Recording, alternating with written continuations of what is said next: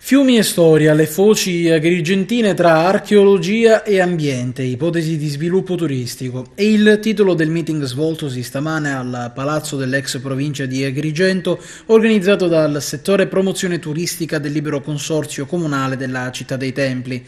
Un incontro che si svolge data la crescente sensibilizzazione e la continua presa di coscienza della collettività sull'importanza e la tutela del territorio. Un confronto che ha visto coinvolte varie istituzioni ed associazioni.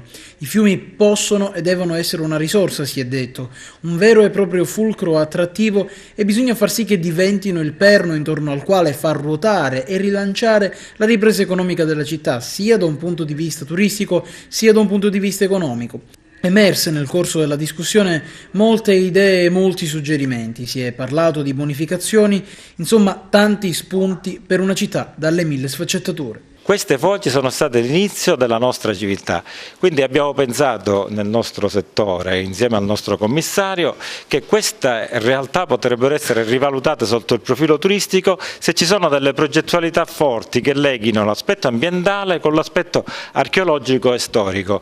Non solo Valle dei Templi, ma per esempio la foce dell'Agragas fa parte del piano del parco archeologico e potrebbe essere sicuramente un'attrazione turistica. Pensiamo soltanto, è un'idea che abbiamo avuto, ricostruire una Biremi che sarebbe una greca, che sarebbe una grande attrazione per i nostri turisti.